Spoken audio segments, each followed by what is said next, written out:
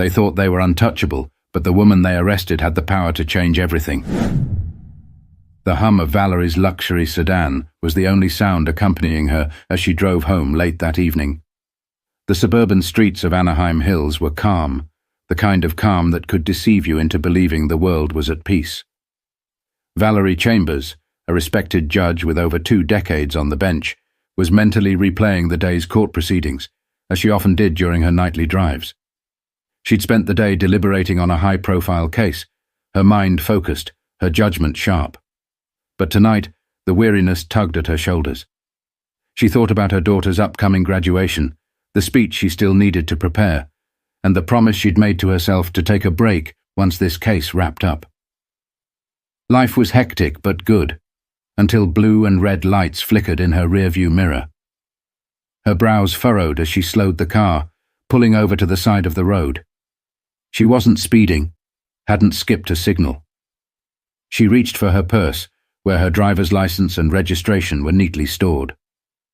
The reflection of the patrol car's lights danced on her dashboard as 2 officers approached from behind. One tapped on the driver's side window with a force that felt unnecessarily aggressive. "Evening, ma'am. License and registration," the taller officer barked, his tone devoid of courtesy. Valerie handed over her documents without hesitation. "May I ask why I was pulled over?" The officer's partner leaned in, his flashlight sweeping across the car's interior. "We'll ask the questions," he muttered. Valerie's professional instincts told her to remain calm, to not escalate what already felt like a hostile interaction. "Of course, officers," she replied, keeping her voice steady. But the next few moments unfolded like a scene from a bad television drama. Questions turned into accusations, accusations into thinly veiled threats. Valerie attempted to explain. Her career, her purpose for being on the road at this hour, but the officers didn't care. To them she was just another driver to be intimidated, another person to assert their authority over. Something felt wrong, but Valerie couldn't place her finger on it. Still, she stayed composed, knowing this was only the beginning. The taller officer, whose name tag read Reynolds, stepped back, flipping through Valerie's documents with a deliberate slowness that felt more like a performance than procedure. His partner, a stocky man with a shaved head named Officer Daniels, stayed close, his flashlight now trained directly on Valerie's face. "Mind telling us what you're doing out here so late?" Daniels asked, his tone teetering on condescension. Valerie inhaled deeply, choosing her words carefully. "I'm heading home. I had a late night at work." Reynolds smirked, glancing up from her license. "Late night, huh? What kind of work do you do?" "I'm a judge," she said, meeting his gaze. Her tone wasn't boastful, it was matter-of-fact. But instead of respect, her words were met with skepticism. "A judge?" Daniels chuckled, shaking his head. "That's a new one." Valerie felt her stomach tighten. She'd seen this play out before, not with her, but with others. The dismissiveness, the disbelief. It was all too familiar. She kept her expression neutral, though her heart was beginning to race. Reynolds leaned closer, his smirk growing wider. "You got any proof of that, Judge? Or should we skip the formalities and get to the part where you tell us what you're really up to?" "Proof?" Valerie repeated, her voice calm but firm. "Officers, I've complied with everything you've asked. I've handed you my license and registration. If there's an issue, I'd like to address it." Reynolds didn't respond immediately. Instead, he handed her documents to Daniels and motioned toward the back of the car. "Step out of the vehicle." For a moment, Valerie considered refusing. She knew her rights, knew they had no valid reason to escalate the situation further, but she also knew the risk of standing her ground. With a composed sigh, she unbuckled her seatbelt and stepped out into the cool night air. Daniels moved closer, his hand resting on the holster of his gun. "Turn around," he ordered. "Excuse me?" Valerie asked, her voice betraying a hint of disbelief. "Turn around. Hands behind your back." "You're detaining me?" Valerie asked, the weight of the moment sinking in. On what grounds? Reynolds shrugged, his smirk now a full-blown grin. Suspicious behavior. We'll sort it out at the station. Valerie's heart pounded in her chest as she felt cold metal clamp around her wrists. The humiliation was visceral, raw. She wanted to protest, to remind them of who she was, but something stopped her. They didn't care. They weren't interested in the truth, only in the narrative they had already constructed. As she was guided toward the back of the patrol car, a small crowd began to gather. Neighbors peeked through windows, a few stepping onto their porches to watch. Valerie caught the eye of an older man in a robe and slippers, his expression a mix of concern and confusion. She didn't dare speak, didn't dare look away. She simply allowed herself to be placed in the back seat, her head held high despite the ache of humiliation creeping in. The drive to the station was silent, except for the occasional crackle of the police radio. Valerie stared out the window, the weight of the situation pressing down on her. She thought of her daughter, her colleagues, the countless people who looked up to her as a beacon of justice. How would they react to this? What would this mean for her career, her reputation?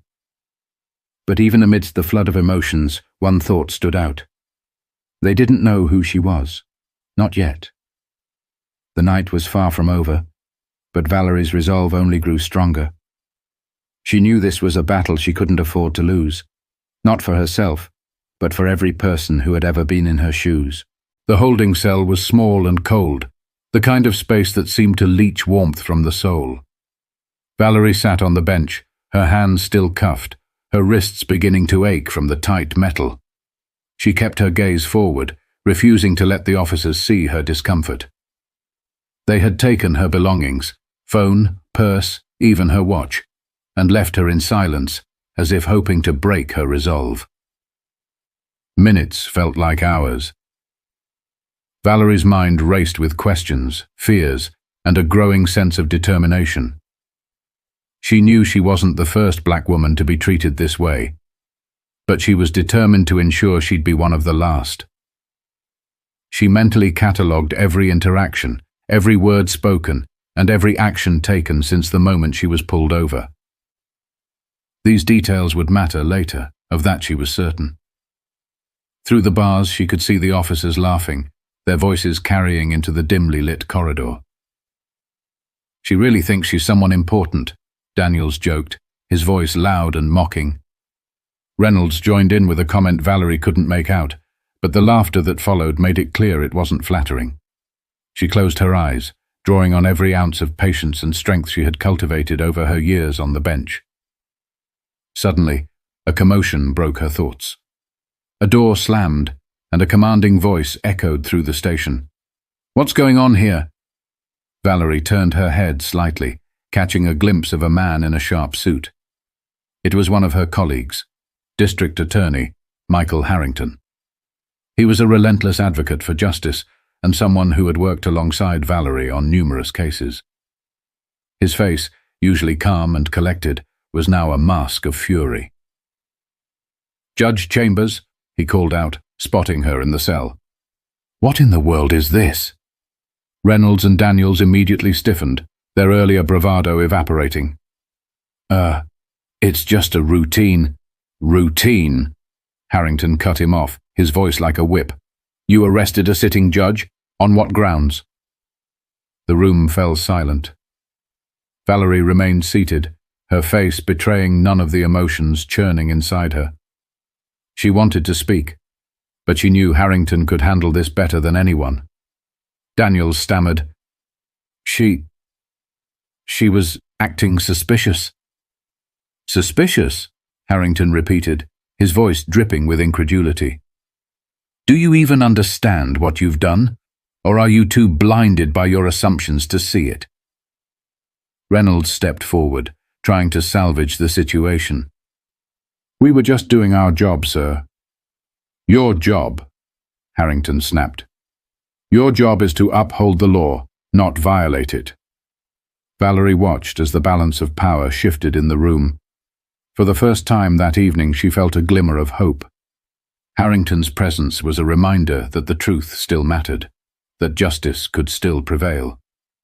But this wasn't over, not by a long shot. After what felt like an eternity, the officers reluctantly unlocked the cell. As the door swung open, Valerie stood, her posture as dignified as ever. She met Harrington's gaze, nodding her thanks, before turning to face the two officers. "Gentlemen," she said, her voice calm but firm, "I trust we'll be seeing each other again soon." The weight of her words hung in the air as she walked out of the station, her head held high. The humiliation of the evening still clung to her, but so did her resolve. This wasn't just about her. It was about everyone who had ever been silenced, mistreated, or dismissed. And she wasn't about to let it go. As she stepped into the cool night air, Harrington by her side, Valerie allowed herself a small smile. The officers didn't know it yet, but their actions had set something much larger in motion. But even as she left the station, Valerie knew the real fight was just beginning. She wasn't going to let this end with her release. The courtroom was buzzing with quiet chatter as the officers entered, their confidence restored by the knowledge that they'd face only a disciplinary hearing. Officer Reynolds and Officer Daniels walked side by side, their postures upright, their faces smug. They exchanged quick glances, clearly unconcerned about the outcome. After all, they had their defense prepared. She was just a driver acting suspiciously, nothing more. The courtroom itself was modest, with polished wood paneling and rows of seats filling with spectators. To the officers, it was just another room in the justice system, a place where people like them always seemed to hold the upper hand. But as they approached the front of the room, something caught their attention. A murmur swept through the crowd, the kind of shift in energy that made people sit a little straighter. When the bailiff announced, "All rise," the officers were still oblivious. They stood respectfully, hands clasped in front of them, waiting for the judge to enter. Then the doors to the chambers opened, and Judge Valerie Chambers stepped inside, her black robe billowing slightly as she ascended the bench. Reynolds and Daniels froze. Their faces, once smug, turned ashen. Daniels blinked as if trying to reconcile the image of the woman they'd handcuffed days earlier with the authority figure now sitting before them. Reynolds shifted uncomfortably, his jaw tightening as he glanced at his partner. Neither spoke. Valerie took her seat, her expression unreadable, her movements deliberate. She surveyed the room briefly before speaking. "Good morning," she began, her voice calm but authoritative. "This court is now in session. We are here to address allegations of misconduct by Officers Reynolds and Daniels. Let us proceed." The tension in the room was palpable. Valerie's composure was unshakable, but beneath it was a storm of emotions. She had waited for this moment, not out of vengeance, but because she understood the weight of accountability. Today wasn't about personal vindication, it was about something much larger. The prosecutor, a sharp-eyed woman named Linda Avery, presented the case against the officers. She detailed their actions, from the unjustified stop to the baseless arrest, using evidence from body cam footage and witness statements. The footage played on a screen, showing the officers' dismissive tones and unnecessary escalation. Gasps rippled through the room as the video captured the moment Valerie calmly identified herself as a judge, only to be ignored. Reynolds squirmed in his seat, his earlier confidence shattered. Daniels avoided eye contact with anyone, his hands gripping the edges of the table.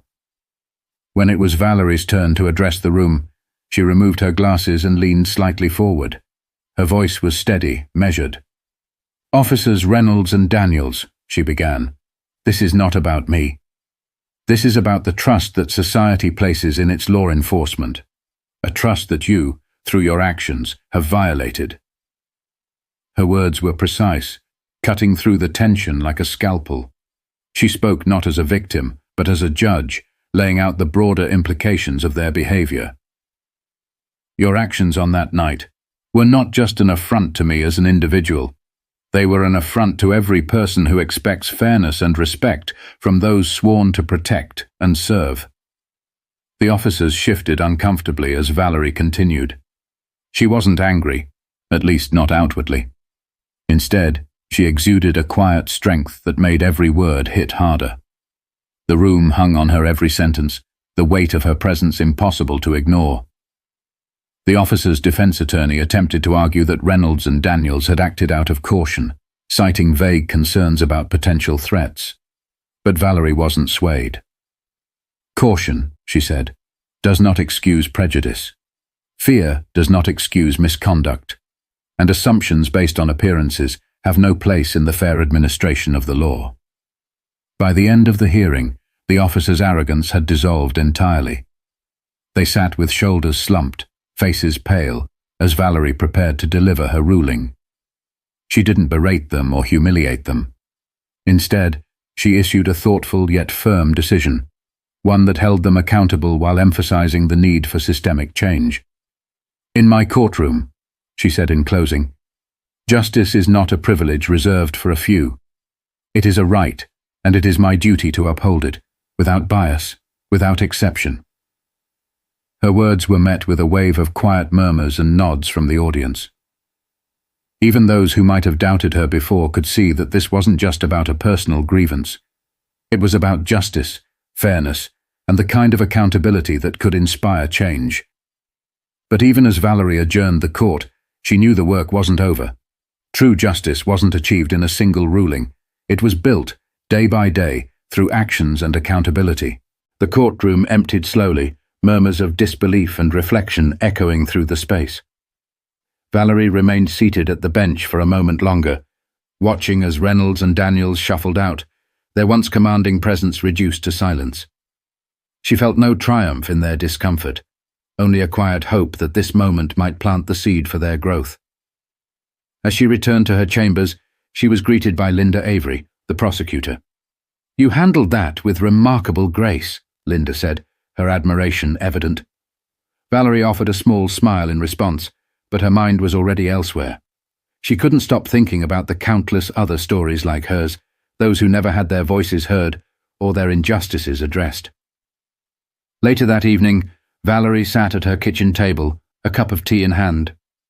Her daughter, Eleanor, entered the room, still wearing her college hoodie. "I saw the news," Eleanor said, setting her phone down. "You were incredible today." Valerie gave a tired chuckle. "It's not about being incredible. It's about doing what's right." Eleanor sat across from her, a thoughtful look on her face. "But not everyone would have handled it the way you did. A lot of people would have been angry, deservedly so." "I was angry," Valerie admitted. "But anger alone doesn't fix things. It's what you do with that anger that matters. I needed to show them, not just the officers but everyone watching, that justice isn't about revenge. It's about accountability and fairness, no matter who's involved." Elena nodded, her expression softening. "You think they'll learn from this?" "I hope so," Valerie said. "But whether they do or not, I have to keep trying. We all do." The next day, Valerie received an unexpected call. It was from one of the community leaders in Anaheim Hills, inviting her to speak at an upcoming forum about bridging the gap between law enforcement and the communities they serve. Though she hesitated at first, Valerie eventually agreed. She knew that real change required more than rulings from the bench. It required conversations, education, and persistent effort. When the day of the forum arrived, Valerie stood before a packed auditorium. Officers, community members, and local leaders filled the seats, their faces a mix of curiosity and apprehension. Valerie shared her story, not as a judge, but as a person who had experienced the sharp edge of bias. She spoke candidly about the importance of empathy, understanding, and the courage to confront uncomfortable truths. By the time she finished, the room was silent, her words hanging in the air like a challenge. A young officer approached her afterward, his expression earnest. "Your story. It made me think about how I do my job. I want to do better." Valerie smiled, placing a hand on his shoulder. "That's all anyone can ask. Just remember, every choice you make has the power to change someone's life. Use that power wisely." As Valerie left the auditorium that evening, she felt a rare sense of peace. The events of the past week had been exhausting, but they had also been a reminder of why she chose this path in the first place. Justice wasn't perfect. It wasn't easy. But it was worth fighting for. Because in the end, justice is more than a system. It's a promise we make to each other. And it's up to all of us to keep that promise alive. If this story made you reflect on the importance of accountability and fairness, share it with someone who might benefit from hearing it. Let's continue the conversation and work toward a world where justice truly is for everyone. Don't forget to like, subscribe, and stay tuned for more stories that challenge and inspire us all.